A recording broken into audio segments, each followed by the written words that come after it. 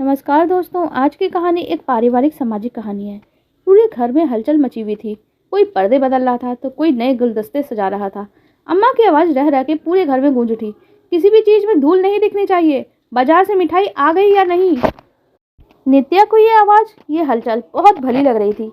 फिर भी हृदय में विचित्र सी उथल पुथल थी। उसने द्वार पर खड़े होकर एक दृष्टि घर में हो रही सजावट पे डाली और मीता को खोजने लगी। थोड़ी देर पहले तक तो उसी के साथ थी, फिर उंगलियों के नाखून सजाते हुए लगातार बोलती जा रही थी। मीता जो ये बोल रही थी, अब हाथ नहीं सजेंगे तो भला उनके सामने प्लेट बढ़ाती तुम्हारी उंगलियों पे ध्यान कैसे जाएगा जीजाजी का। नित्या के दिमाग में पूरी घटना एक बार की दौड़ गई। मीता कैसे उसे चिढ़ाते हुए बोली, क्या दही बड़े बनाए हैं मैंने, आने दो जरा। सजावट में इतनी लाल मिर्च डालूंगी कि सीसी ना कर उठे तो हमारे होने वाले जीजाजी तो कहना। नित्या के मन में तो मीठी मीठी गुदगुदी हो रही थी, पर ऊपर से क्रोध का दिखावा कर उसे डांटती भी जा रही थी। चुप कर मीतू, अभी कौन से लगते हैं हम दोनों के वो। हाँ भाई, अभी कौन लगते हैं, अभी तो केवल देखना दिखाना हो रहा है। फिर उसकी हथेलियां छोड़ के बोली, तू भी दीदी एकदम बोल, वही पुराना जमाना लिए जिए जा रही हो, अपना तमाशा बनवाना। यह कहने के साथ ही वह स्तब्ध सी हो उठी। नजर झुकाए एकदम से कमरे से बाहर निकल गई। उफ, अब जाने कहाँ जाकर रो रही होगी पगली। नित्या ने स्मृतियों को झटकते हुए सोचा। तभी बड़ी ताई दंदनाती हुई इसके कमरे में आ गई। मीता कहाँ है? पता नहीं, उसने कहा। बता नहीं रहे तो ठीक है, उन्होंने होठ सिकोड़ के कहा। मैंने तो सुबह से ही छोटी को कह दिया था, मीता को लड़कों वालों के सामने मत आने देना। लेकिन ताई, उसने टोकना चाहा। लेकिन वेकिल कुछ नहीं, उसके कारण तू कब तक भुगतती रहेगी। नित्या का मन अवसाद से भर उठा। पता नहीं ताई की बात में कितना सत्य है। मीता की एक छोटी सी भूल क्या उसके साथ साथ पूरे घर के लिए दुखों का पहाड़ बन गई है। नित्या की आंखों में मीता की मस्त मौला छवि घूम गई। बचपन से ही अलमस्त सी हिरनी की तरह कुलाचे भरती, झूठे आडंबरों के विरुद्ध ऊंची ऊंची आवाज में बहस करती, जीवन के प्रति सदा अलग दृष्टिकोण अपनाकर चलने की धुन नहीं शायद उससे यह भूल हो जाने दी, जिसका पछतावा उसके जीवन में सारी उमंगी ही छीन लेके गया। कुछ देर के लिए वो सब कुछ भूल भाल कर यदि खुश होती भी है तो ताई या माँ सरीखी महिलाएं उसे पुरानी बातें याद दिला दिलाकर फिर से दुख के सागर में डूब जाने के लिए विवश कर देती हैं।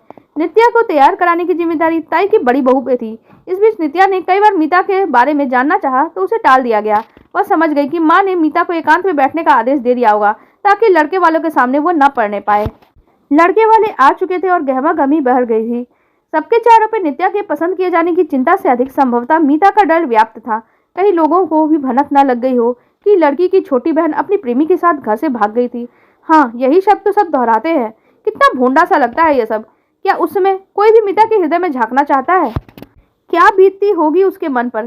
कैसी कोमल उमंगों के साथ सारे आडंबरों को अंगूठा दिखाते हुए अपने प्रेमी के साथ ब्याह रचाने गई थी। वह भी इसलिए विवश हुई थी क्योंकि घर के सारे सदस्य एक विजातीय के साथ उसका विवाह करने के लिए तैयार नहीं थे। कैसे उसने अपने अरमानों का ख्याली चेहरा उस व्यक्ति के सिर बांधा होगा, आर्य समाज मंदिर में चंद लोगों के समक्ष विवाह किया होगा। इधर घर में हर तरफ उसकी खोज के बाद पुलिस तक बात पहुंच गई थी। जब वो अपने पति के साथ स्कूटर पे घर वालों से मिलने आ रही थी तभी पुलिस की जीप उनके पीछे लग गई। मीता जल्दी से सीधे घर पहुंचना चाह रही थी, तभी अचानक तेज रफ्तार के कारण घटी दुर्घटना में वो अपने सारे सपनों, सारे अरमानों से हाथ धो बैठी थी।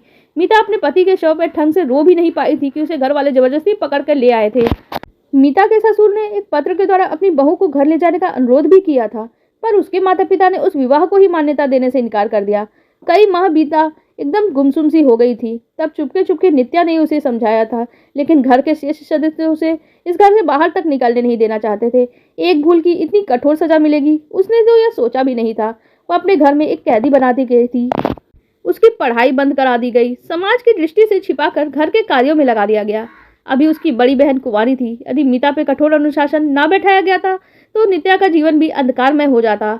हालांकि तमाम सावधानियों के बाद भी नित्या के विवाह में निरंतर बाधाएं आ रही थी, इसलिए अब लड़के वालों से मीता को ही छिपाया जाता था।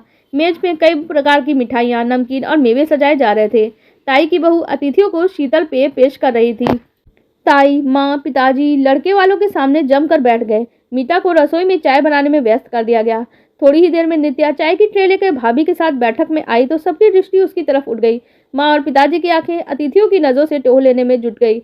मेहमानों में लड़का, उसके माता पिता, विवाहित बहन और छोटा भाई भी था। सभी उत्सुकता से नित्या को देख रहे थे। माता पिता नित्या से उसकी पढ़ाई आदि के बारे में प्रश्न कर रहे थे। नित्या से अधिक तो उसके प्रश्नों का उत्तर ताई ही दे रही थी। तभी अचानक जैसे धमाका हुआ। लड़के के पिता ने नित्या से कहा, बेटी हमने सुना था तुम दो बहनों हो, तुम्हारी छोटी बहन दिखाई नहीं दे रही। नित्या ने घबराकर माँ और पिताजी की तरफ देखा। ताई सहित सभी के चेहरे का रंग उड़ गया। पिताजी ने स्थिति को संभालने के लिए कहा, जी हाँ, वो बहुत शर्मीली है, रसोई में व्यस्त है।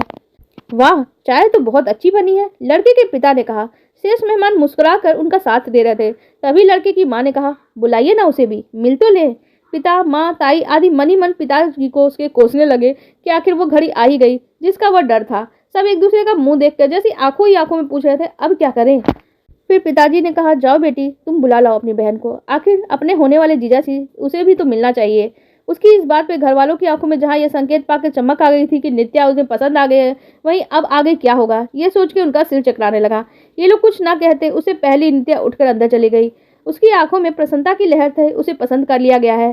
पीछे ताई उठने लगी तो लड़के की माँ ने कहा, आप बैठिए ना, वो ले आएगी। ताई को मन मार के बैठना पड़ा। नित्या ने मीता को पहले ये समाचार सुनाया कि उसे शायद पसंद कर लिया गया है। सुनते ही मीता की आंखों में प्रसन्नता के आंसू आ गए, पर बाहर चलने के नाम पे उसके मन में भय की लहर दौड़ गई।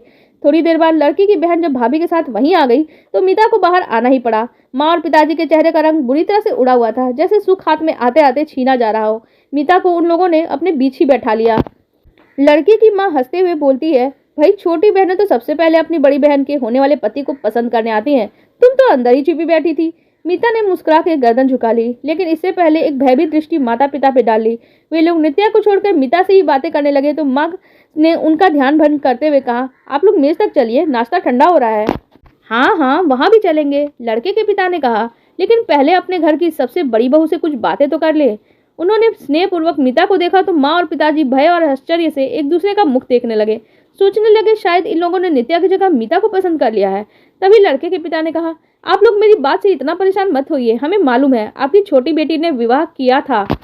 जिस घर की ये बहू है वो हमारे अभिन्न मित्र ही नहीं, सगे भाई से भी बढ़कर है। मीता की आंखों में सोया हुआ दर्द जाग उठा था। माता पिता के समझ में नहीं आ रहा था कि अब उन्हें क्या करना चाहिए। तभी लड़के की माँ ने कहा, हम मानते हैं कि मीता ने कुछ जल्दबाजी की, पर एक भूल आपसे भी हुई। अगर उस सत्य को आप स्वीकार कर लेते तो उस घर का इकलौता दीपक इस तरह से बुझने से शायद बच जाता। उन लोगों की आंखें नम थी। लड़के के पिता बोले, जो हुआ सो हुआ, अब हम अपनी बहू को पूरी मान मर्यादा से लेने आए हैं। क्या मतलब आपका? अचानक नित्या के पिता ने चौंक कर पूछा। नीता के सर पे हाथ फेरते हुए लड़के के पिता बोले, बेटी, तुम्हारा खोया हुआ सुख तो वापस नहीं दे पाएंगे, लेकिन दुख भी नहीं होने देंगे कभी। हमारा छोटा बेटा, यदि तुम्हें पसंद है तो हम दोनों बहनों को एक ही दिन विदा करवा के ले जाएंगे। मीता ने धीरे धीरे पलके उठा के उधर देखा। एक सलोना युवक मंद मंद मुस्कुरा रहा था, जैसे इतनी घुटन के बीच शीतल हवा का एक झोंका उसकी राह में खुशियां बिखेरने को उत्सुक हो रहा हो। मीता ने माता पिता की तरफ देखा और दुख और संकोच से गर्दन झुका ली। नहीं, अब कोई निर्णय वह स्वयं नहीं करेगी। मालूम नहीं कौन सी भूल कर बैठे। लेकिन उसके माता पिता कदाचित अपनी सोच से बाहर निकल चुके थे। अनायास ही पिता ने उठकर लड़के के पिता के दोनों हाथ थाम लिए। हमें अपनी भूल का बहुत पछतावा है। माँ ने भी खुशी के आंसू पोंछते हुए कहा, हम अपनी दोनों बेटियों का रिश्ता आज ही करने को तैयार हैं। घर में अचानक ही चारों ओर खुशियां बिखर गई थी। शगुन की रस्म से पहले साड़ियां पहनते हुए नित्या ने अचानक मीता के कान में कहा, मीतू, तेरे उसकी प्लेट में कितनी मिर्ची डालूं, जाके जन्म भर सीसी करता रहे। मीता मुस्कुरा के रह गई। आप लोगों को हमारी ये कहानी कैसी लगी कमेंट सेक्शन में जरूर बताइएगा। साथ ही वीडियो को लाइक कर दीजिएगा और हमारे चैनल को भी सब्सक्राइब कर लीजिएगा। धन्यवाद। नमस्कार दोस्तों, आज की कहानी एक डरावनी कहानी है। शादी विवाह में जिसमें हम देवी देवताओं का आवाहन करते हैं, क्या उसमें नॉनवेज खाना बनवाना, कहीं ऐसी शक्तियों को हम बुला तो नहीं लेते जिससे घर में ही तबाही मच जाए। ऐसे ही एक पराशक्ति से भरी हुई डरावनी कहानी इस कहानी के माध्यम से हम सुनाते हैं, पर इसमें कोई बुरा नहीं हुआ, ये लोगों की किस्मत थी। ये कहानी है संदीप की, जिन्होंने गुजारी फार्म हाउस में एक डरावनी रात। यह घटना मुंबई पुणे महामार्ग पर स्थित बड़गांव के निवासी संदीप जी के साथ घटी थी। उन्होंने इसे स्वयं हमें सुनाया। यह घटना मार्च 2020 की है, कोरोना शुरू होने के कुछ दिनों पहले की। मेरे परिवार में विवाह था। विवाह दरअसल मेरी साली का था, जिसका मैंने ही अपने ऑफिस का एक लड़के के साथ संबंध कराने में हेल्प करी थी। लड़के का परिवार सांगली का निवासी था और मेरी ससुराल वाले मुंबई में रहने वाले थे। शादी की तारीख और जगह तय हुई, जो दोनों पक्षों को सुविधाजनक लग रही थी। सीमित संख्या में मेहमानों के साथ एक डेस्टिनेशन वेडिंग की तरह हमने इसे करने का विचार किया। इस हेतु रायगढ़ जिले में बल्लाश्वर पाली अष्टविनायक में से एक से 20 किलोमीटर दूर अंदर एक फार्म हाउस को इंटरनेट पर सर्च करके सबकी पसंद से निश्चित किया गया। विवाह समारोह में दोनों पक्षों के मिला के 30-40 लोग उपस्थित रहने वाले थे। लड़का और लड़की दोनों पार्टी के लोग शादी के एक दिन पहले मेरे घर आए और रात भर रुके, क्योंकि मेरा घर दोनों शहरों के मध्य में पड़ता था, जो विवाह स्थल से तुलनात्मक रूप से निकट था। अगले दिन हम सुबह 11 बजे के लगभग अपनी गाड़ियां लेकर विवाह स्थल के लिए निकल पड़े। चलते हुए हम लोग बीच में लोनावाला में भी रुके और चाय नाश्ता किया। दोपहर देर तक हम पाली पहुंच गए थे। बल्लाश्वर के दर्शन किए और विवाह कार्यक्रम की सफलता के लिए आशीर्वाद मांगा, प्रार्थना की। यहाँ से अंदर चल के सह्याद्री पर्वतमाला की तलहटी में वह फार्म हाउस था। मेरे कुछ दोस्तों ने पहले जाके विवाह कार्यक्रम की अन्य व्यवस्थाएं कर रखी थी। दोपहर 4 बजे अपनी निर्धारित जगह पे हम पहुंचे। फार्म हाउस में एक बड़ा हॉल था। हॉल में लगा एक रसोई घर और उसके पास एक बेडरूम था। 2 बेडरूम ऊपर की मंजिल पे थे। जहाँ तक जाने का रास्ता हॉल के बाहर से ही था। लोगों ने अपने अपने रूम चुनकर अपना अपना सामान रख दिया। शाम 6 बजे हल्दी का कार्यक्रम शुरू हुआ। हमारे समाज में हल्दी का कार्यक्रम विशेष महत्व रखता है, जिसमें काफ़ी मौज मस्ती चलती है। वेज नॉनवेज खाना, मटन, चिकन, ड्रिंक्स, नाच गाना इत्यादि जोर रूप से चलने लगता है। तदनुसार रात में 1:30 बजे तक ये कार्यक्रम लगातार चलता रहा। फार्म हाउस चूँकि बिल्कुल रिमोट एरिया में था, तो गाने बजाने पर रोक टोक करने वाला कोई नहीं था। ना कोई बस्ती आसपास थी। बिजली व्यवस्था केवल फार्म हाउस तक की मर्यादित थी। फार्म हाउस के बाहर और आसपास के जंगल में पूरा अंधेरा था। कार्यक्रम के बाद सारे लोग अपने अपने कमरों में सोने के लिए चले गए। अगले दिन दोपहर 12 बजे शादी का मुहूर्त था। मेरा परिवार और मेरी ससुराल के लोग नीचे के एसी वाले कमरे में रुके थे। ऊपर वाले दोनों कमरों में लड़कों वाले के लोग रुके थे। सोने के पहले उन लोगों ने पंखे चालू किए, लेकिन 5 मिनट के बाद ही दोनों कमरों के पंखे एक साथ ही बंद हो गए। हालांकि कमरे की लाइट चालू थी। पंखा बंद हो जाने से गर्मी लगने लगी, इसलिए वो नीचे मेरे पास आए और पंखा बंद होने की बात कही। अब इतनी रात को क्या हो सकता था। हमने कुछ करने की कोशिश की, लेकिन बात नहीं बनी। तब फार्म हाउस का व्यवस्थापक मित्र, जो अभी तक हमारे साथ ही रुका हुआ था, उसने कहा कि फार्म हाउस से लगकर जो भोजनशाला है, उसके पीछे कुछ दूरी पे कॉटेजेस बने हैं, जहाँ सोने की व्यवस्था हो सकती है। वहाँ पर भी एसी लगे हुए हैं, जिससे कोई असुविधा नहीं होगी। तब तक दोनों कमरों के लोग वहां जाने के लिए तैयार हो गए और अपना अपना सामान लेकर वहां के लिए चल भी दिए। उनकी व्यवस्था लगाकर मेरा मित्र भी अपने घर चला गया। अब कुछ मुख्य फार्म हाउस में सिर्फ हमारा परिवार, जिसमें मैं, मेरी पत्नी, मेरा 9 वर्षीय लड़का और सास और ससुर ही बचे थे, जो उस बड़े से बेडरूम में सो रहे थे। वीडियो में आगे बढ़ने से पहले मेरी आप लोगों से एक रिक्वेस्ट है, प्लीज़ हमारे चैनल को सब्सक्राइब कर लें और हमारे वीडियो को लाइक किया कर दें। आपके सब्सक्राइब करने से हमें और भी ज़्यादा प्रेरणा मिलती है वीडियो को बनाने और नई नई कहानियाँ आपको सुनाने के लिए। आगे हम बढ़ते हैं। हम सारे ही लोग काफ़ी थके हुए होने के कारण सभी को तुरंत नींद लग गई। लगभग 1 घंटा बीता होगा। किसी ने दरवाज़ा खटखटाने जैसी आवाज़ से मेरी नींद तोड़ दी, या फिर मेरी नींद अचानक ही खुल गई। शायद कोई सपना देखा हो। जैसे ही मैं उठा तो ये आवाज़ आनी बंद हो गई। ये शायद कोई भ्रम होगा, यह सोचकर मैं फिर से सो गया, लेकिन नींद नहीं आई।